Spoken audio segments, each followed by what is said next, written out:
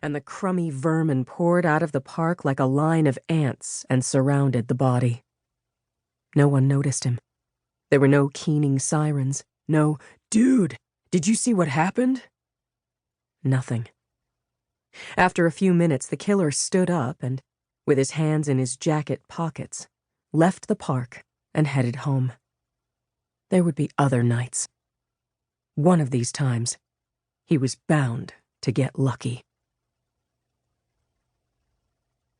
Chapter 2. On Monday morning, Assistant District Attorney Yuki Castellano was in the San Francisco DA's conference room, sitting across the mahogany table from a boyishly handsome young man. Yuki was building a sexual abuse case that she thought, if brought to trial, could change the face of rape prosecution on a national scale. An executive at a top creative San Francisco ad agency had allegedly raped an employee at gunpoint, and Yuki was determined to try the case. After she quit her job and spent a year at the nonprofit Defense League, District Attorney Leonard Red Dog Parisi had asked her to come back and try an explosive case as his second chair. But they had suffered a humiliating loss. Now, Yuki wanted very much to have a win for herself, for Parisi, and for the city. She asked, "Mark, can we get you anything? Sparkling water? Coffee?" "No thanks. I'm good." Mark Christopher was a television commercial producer with the ad shop and the victim in the case, claiming that Brianna Hill, the head of the agency's TV production department and his boss, had assaulted him. The sex crimes detail of SFPD's Southern Station had investigated Christopher's complaint and found convincing enough evidence to bring the case to the DA's office. After reviewing the evidence and meeting with Christopher, Yuki had asked Parisi to let her take the case to the grand jury. Parisi said, "Yuki, this could be a glue trap.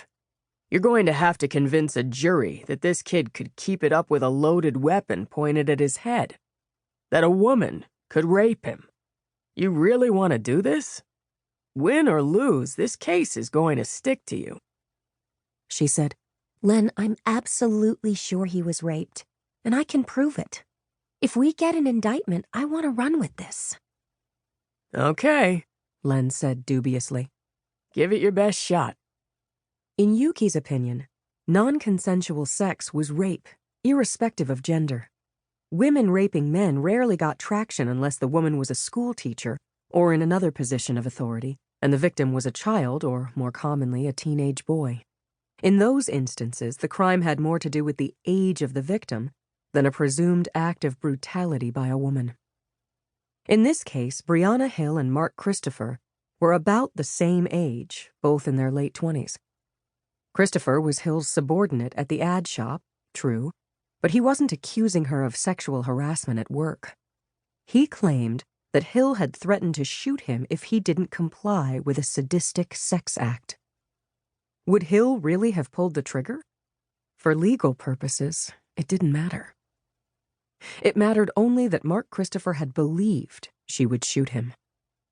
As Len Parisi had said, it was going to be a challenge to convince a jury that this confident young man couldn't have fought Hill off, that he'd maintained an erection at gunpoint against his will, and that he'd been forced to have sex with a woman he had dated and had sex with many times before.